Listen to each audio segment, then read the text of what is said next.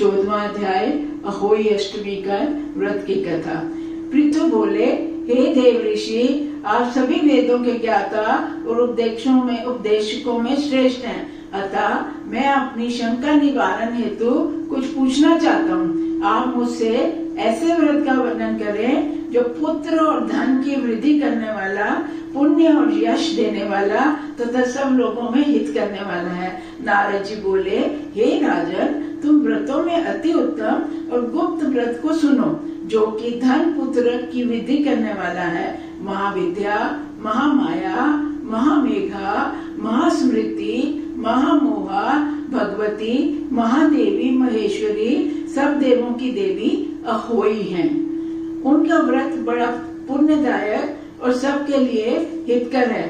पृथु ने कहा, हे नारद, उन अहोई नामक देवी का जन्म कहाँ हुआ और उनका व्रत की स्थिति को किस विधि से करना चाहिए, मुझसे कहो।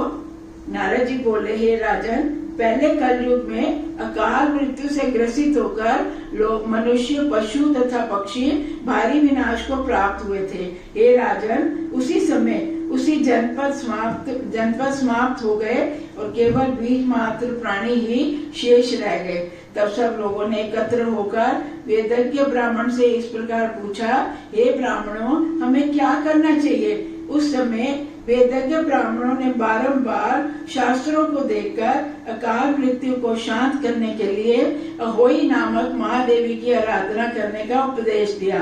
तदुपरांत कार्तिक मास के कृष्ण पक्ष की सप्तमी के दिन ध्यान तत्पर होकर जब सब लोग व्रत नियम पाल करते हुए सायंकाल के समय बैठे हुए थे, उसी समय एक घीवर की स्त्री वहां आई और ब्राह्मणों को देखकर पूछने लगी, तुम लोग किस उद्देश्य से ये व्रत कर रहे हो? तब उस श्रेष्ठ मनुष्यों ने कहा, ये व्रत अकाल मृत्यु दूर करने वाला है। ये सुनकर वह स्त्री भी वहीं बैठ गई। तब सभी मनुष्य ब्राह्मण धीवर की पुत्री अहोई देवी की आराधना करने लगे। उसी समय उन्हीं देवी के साक्षात दर्शन प्राप्त हुए। वह देवी चामुंडा नाम के मुंड के लिए कराल कृष्ण वर्ण वाली थी। हे कालिका, अहोई देवी के रूप में दिखाई दी। एक दिन मैं ही प्रसन्न होकर हो जाने के कारण उस देवी का नाम अहोई रखा गया। उन देवी के वहां बैठे हुए ब्राह्मणों को देखकर कहा, मैं रुद्रगणों के साथ मृत्यु और काल को लेकर विहार के लिए निकली हूँ। तो मैंने देखा कि संसार में पाप बहुत बढ़ गया है। वर्तमान समय में ब्राह्मण वेदहीन, लज्जाहीन हैं, क्षत्रिय आरक्षक बन गए हैं, वैश्य भी रक्षण ही गए, शूद्र दुष्ट हो गए हैं तथा स्त्रियां प्रतिव्रत धर्म को छोड़कर स्वेच्छाचारिणी हो गई हैं।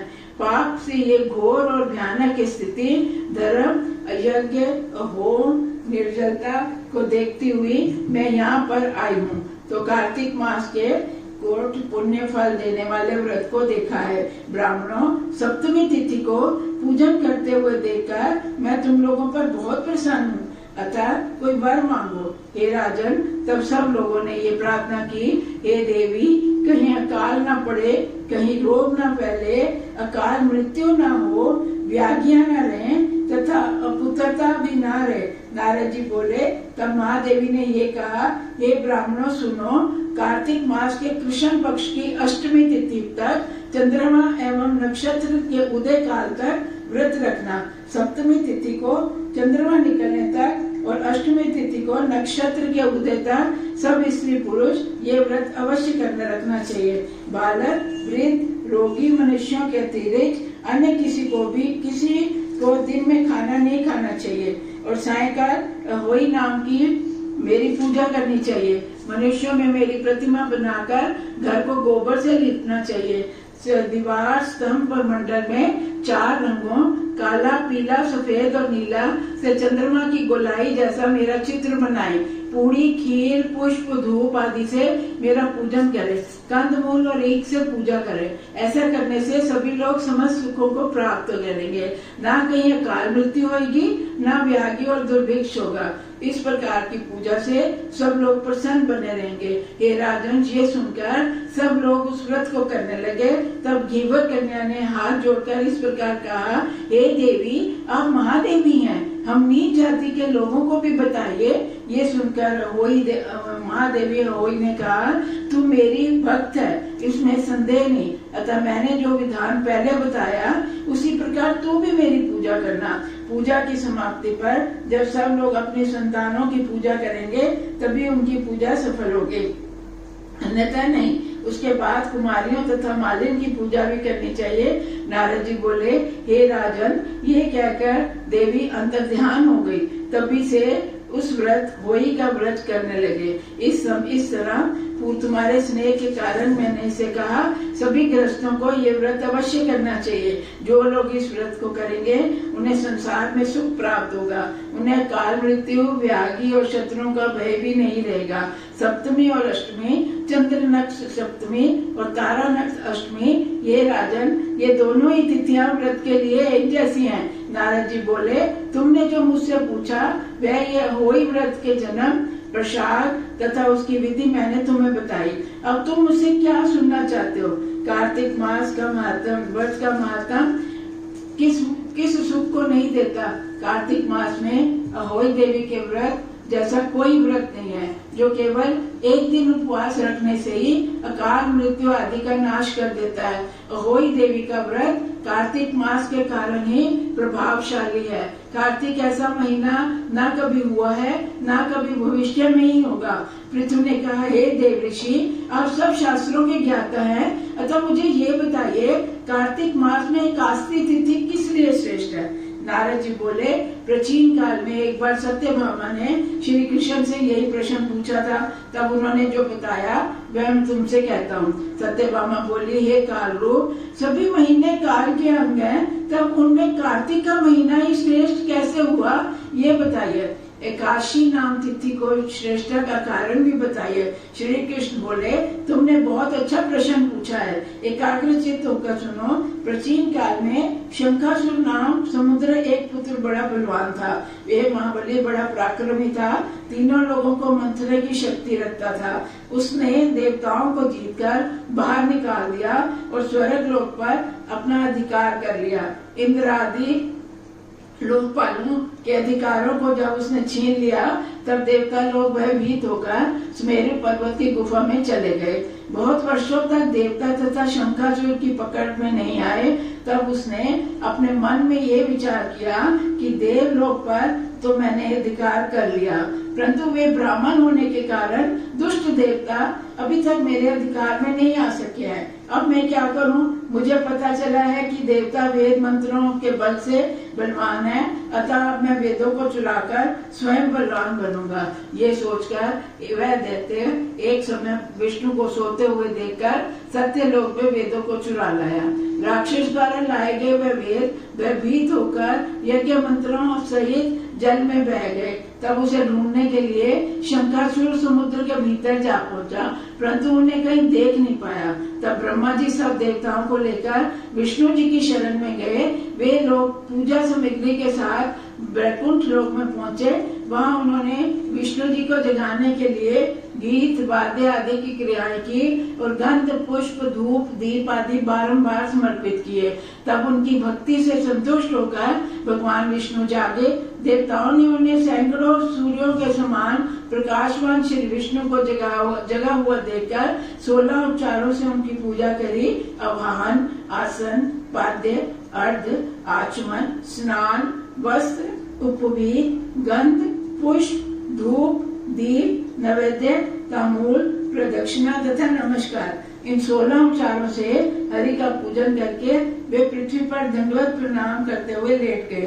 तब विष्णु भगवान ने कहा, श्री विष्णु बोले, हे देवताओं, मैं तुम्हारे गीत वाद्य मंगल से अति संतुष्ट हूँ। तुम अपनी मनोकामना को, मैं तुम्हें सब कुछ दूंगा। शंखासुर ने जिन वेदों को चुराया है वे सब जल के भीतर हैं। मैं उस समुद्र पुत्र को मारकर उन्हें ले आऊंगा। आज से सभी वेद, बीज, मंत्र, यज्ञ सहित कार्तिक के महीने में प्रतिवर्ष जल के भीतर निवास करेंगे। आज से हम भी जल के भीतर कार्तिक मास में रहा करेंगे। मुनियों के साथ आप सब लोग इस महीने में जल के भीतर निवास करो। जो लोग इस कार्तिक मास में प्रातः स्नान करेंगे उन्हें सब यज्ञों की समाप्ति पर मिलने वाला स्नान का फल प्राप्त होगा। हे इंद्र, जो लोग कार्तिक मास का व्रत करेंगे वे सदैव मेरे लोक को प्राप्त होंगे। उन्हें आपत्ति से बचाने का काम तुम करोगे। और हे वरुण, तुम उन्हें पुत्र पौत्र आदि संतानें दोगे। हे कुबेर, तुम उन्हें धन दोगे, क्योंकि वे लोग मेरे रूप को धारण करने वाले साक्षात जीवन मुक्त होंगे। जो लोग विधि पूर्वक जीवन भर इस व्रत को करेंगे वे मेरे ही समान हो जाएंगे। तुम लोगों ने एकादशी तिथि को मुझे जगाया है, अतः ये तिथि भी माननीय और मुझे सदैव प्रिय बनी रहेगी। इस मास में किया गया दोनों तिथियों का व्रत मेरा सानिध्य प्रदान करेगा। हे देवताओं, सभी प्रकार से दान, तीर्थ, तप, यज्ञों का फल भी इसके बराबर नहीं होगा। नारद जी बोले, ये कहकर भगवान विष्णु मत्स्य का रूप धारण करके विंध्याचल पर्वत पर विराजमान कश्यप ऋषि की अंजलि से आकाश से नीचे आ गिरे। मुनि ने उन्हें अंजलि से हटाकर पर्वत कमंडल में, फिर घड़े में, फिर उसमें ना समा गए तो कुएं में। जब बस वहां भी नहीं समाया तो मुनि ने उन्हें समुद्र में डाल दिया, जहाँ वह निरंतर बढ़ने लगा। फिर मत्स्य रूपधारी भगवान विष्णु शंखासुर को मारकर उसे अपने हाथों से पकड़कर बद्री वन में जा पहुंचे। वहां उन्होंने सब ऋषियों से बंदी करते हुए इस प्रकार कहा। विष्णु जी बोले, अब तुम जल के भीतर वेदों को ढूंढो और रहस्यों के साथ उसे समुद्र से बाहर निकाल लो, तब तक मैं देवताओं के साथ प्रयाग में रहूंगा। कहा है, छंद, व्याकरण, कोश, चिकित्सा, ज्योतिष, स्मृति, इन 6 अंगों के कारण वेद को षडंग कहा जाता है। शब्द शास्त्र वेद का मुख है, ज्योतिष शास्त्र नेत्र है, निरुक्त कान है, कल्प हाथ है, वेद की शिक्षा नाग है और छंद दोनों पांव है। नारद जी बोले, तब सभी तपस्वी मुनियों ने मिलकर उन वेदों को ढूंढा। जिसे जो भाग प्राप्त हुआ वह भाग ऋषि बन गया। जिसमें वह मुनि प्रयाग में पहुंचे, अपने द्वारा पढ़े गए वेदों को विष्णु के समक्ष रख दिया। वेदों को पाकर ब्रह्मा अत्यंत प्रसन्न हुए। फिर उन्होंने देवताओं और ऋषियों के साथ मिलकर अश्वमेध यज्ञ आरंभ किया। यज्ञ के अंत में देवता, गंधर्व, सिद्ध, नाग, भूत पृथ्वी पर सिर रखकर दंडवत प्रणाम करते हुए इस प्रकार बोले। देवताओं ने कहा, हे जगन्नाथ, हे प्रभु, ये हमारे लिए आनंद का समय है, अतः आप कोई वर प्रदान करें। हे रमापति, ऋषियों के खोए हुए वेदों को पुनः प्राप्त कर लिया है तथा आपकी कृपा से हमने यज्ञ का भाग भी प्राप्त कर लिया है। ये स्थान पृथ्वी पर अत्यंत श्रेष्ठ और पुण्यवर्धक है। आपकी कृपा से ये भक्ति मुक्ति देने वाला सिद्ध हो। ये सभी कालों में मां पुण्यदायक, ब्रह्महत्या के पाप को नष्ट करने वाला और अविनाशी सिद्ध हो। विष्णु जी बोले, हे देवताओं, मेरा भी यही विचार है। जैसा कि आपने कहा, ये स्थान अत्यंत पवित्र और ब्रह्म क्षेत्र के नाम से प्रसिद्ध होगा। सूर्य वंश में उत्पन्न भगीरथ राजा इस स्थान पर गंगा को लाएगा और कालांतर में यही गंगा जमुना का संगम भी होगा। अब आप लोग भी ब्रह्मा सहित हमारे साथ यहीं रहें। ये तीर्थराज नाम से प्रसिद्ध महातीर्थ बनेगा। इस तीर्थराज के किए हुए दान, तप, व्रत, होम, जप और पूजा आदि क्रियाएं अनंत फलदायक होंगे और सदैव मेरा सानिध्य दिलाएंगे। अनेक जन्मों में किए हुए ब्रह्म हत्या आदि पाप भी इस तिथि को देखते हुए तुरंत नष्ट हो जाएंगे। यहाँ शरीर त्यागने वाले लोग मेरे समीप आएंगे और मुझ में मिलकर पुनर्जन्म प्राप्त नहीं करेंगे। जो लोग यहाँ आकर अपने पितरों के लिए श्राद्ध करेंगे, उनके सभी पितर मेरे लोक को पाएंगे। यह स्नान करने वालों को सदैव महान फलदायक होगा।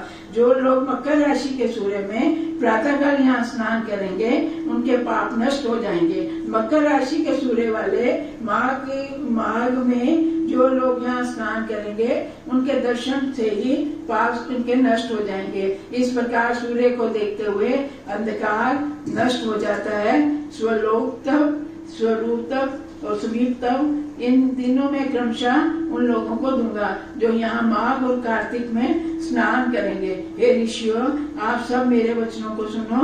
यद्यपि मैं बद्रीवन में निवास करता हूँ, तथापि सर्वत्र पहुँच सकता हूँ। अन्य स्थानों में 10 वर्षों तक तप करने से जो फल मिलता है, वह फल ये लोग यहाँ एक दिन में रहकर प्राप्त कर सकते हैं। जो श्रेष्ठ मनुष्य इस स्थान के दर्शन करेंगे, यमराज निवास करेंगे, सब पापों से रहित जीवन मुक्त हो जाएंगे।